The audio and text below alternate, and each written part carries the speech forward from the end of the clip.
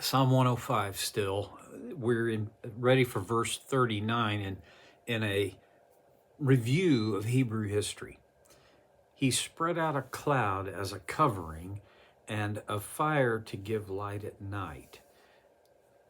Pillar of pillar of cloud by day, a pillar of fire by night. I've talked about that. You already know about it. It's part of a very fundamental part of God's provision. And now, pardon me, the psalmist goes on and he describes more provision. In verse 40, they asked and he brought them quail. Now, I suppose I would call that poetic license because the Exodus account talks about how the Israelites complained. They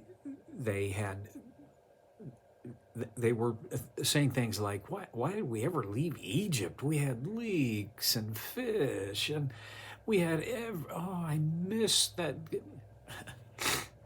And now all we get, well, the next part of that is he fed them well with the bread of heaven. Well, the bread of heaven is manna. I jokingly say the modern equivalent to the biblical manna would be Krispy Kreme donuts, but that's certainly not the case. But it was provided every morning, except on Saturday. And so that on Friday, the Israelites were instructed to gather double. But on all the other days, if they gathered more than they needed, when morning came, yesterday's manna was filled with maggots. I think it was a demonstration of God communicating, I will take care of you. I will provide. But there are conditions, okay? This is not God saying, if you do X, Y, and Z, then I will provide. No, it's God saying, I will provide. See, I provide. But here is a condition. Don't take more than you need. Well, okay, there's a lot could probably be made of that. But I don't think that's the point. The Israelites, it was kind of like manna, manna burgers. Keith Green had a great song, one of my favorites of his. It was a satirical song called So You Want to Go Back to Egypt. And one of the themes in the song is his creative thoughts about the many uses of manna, banana bread. If you ever want just a pretty engaging laugh, click up Keith Green, So You Want to Go Back to Egypt. Okay. They didn't ask God to bring quail. They whined and complained that they didn't have what they needed. They whined and complained that all they had was this lousy, stinking manna.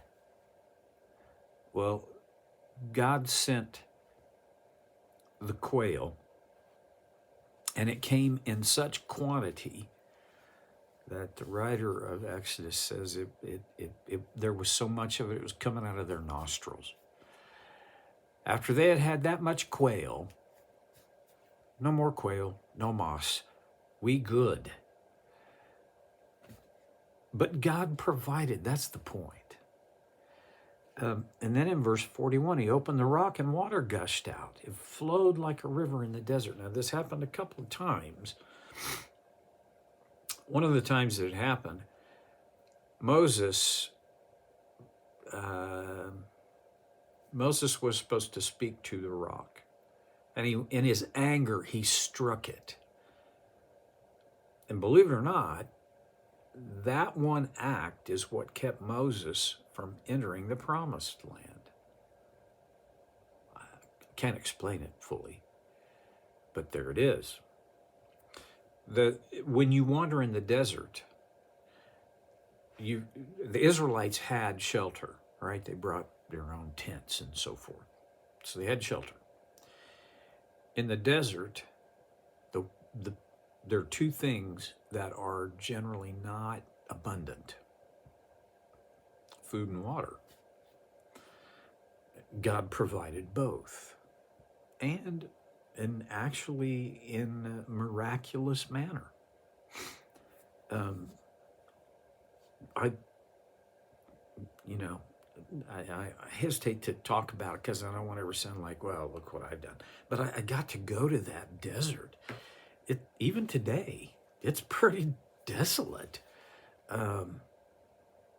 So his provision of food, excuse me, and water, and protection and leadership with the pillar of cloud and the pillar of fire, because those two things, the pillars of cloud and fire were the indicators for Israel. When the pillars of fire or the pillar of cloud, I take it that it was mainly the pillar of cloud that moved, then Israel packed up and moved.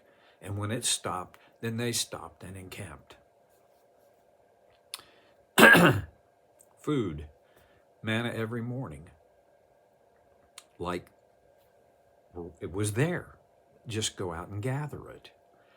Quail, once they had complained and asked, somewhere between an ask and a whiny demand. And then water. Now, let's kind of push the pause button and let's think about provision for us. Debbie and I are in a season of our lives, and have been for a while now, where God's provision is more, I don't know how to say it, dramatic. God's provision is always necessary, but there are other seasons of our life, it was like we didn't have to worry about it so much, right? Because it was just always there. Well, this season of life for us, he has been so generous, and we're making it, and yet it's not like, well, it's very much like manna for the Israelites. We don't get just a whole lot more than we need, and he provides for our needs. That's one of the issues that our culture is flipped upside down on. Our culture generally does not know how to make the distinction between what I need and what I want. Maybe the phrase I would use is, we need what we want. And that's simply not true. When you whack it back to, what do I need? Okay? Not what would be nice, but what is necessary.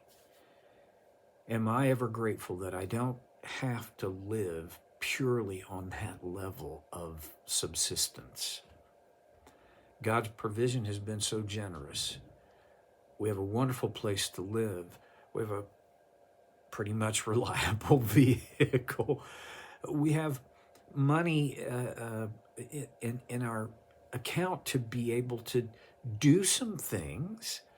He's provided for us to continue our ministry with Open Door Libraries, to travel across the ocean and give care to the staff at the 3 libraries.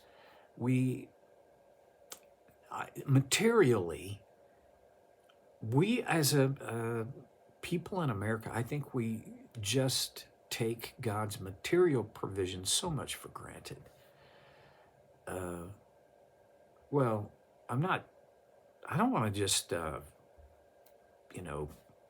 fire off these guilt things of you're so horrible because you're ungrateful. But I do want to challenge you. Remind yourself. Just sometimes sit down and think through. For me, I think through best by writing. If that's you, then write out, how has God provided? Start with this week and then work your way back. So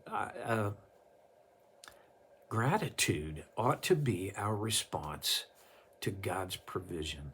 So I'm going to do a shorty this time and just ask you to reflect on, how has God given you what you need? What's the extent of his provision for you? And of course, his greatest provision of all was Jesus. We just finished celebrating his birth, and now we can live out the glory of the truth that he, God, is with us. This was his greatest provision of all. Whether I live in a shack or a mansion, whether I eat high on hog or I just barely make it, his provision, his ultimate provision, has already been made for me. I have a home in heaven because of what Jesus has done. And daily, his grace continues to provide everything I need. Well, I'll shut her down, and I'll be back next time, God willing, on So Care with Stevie.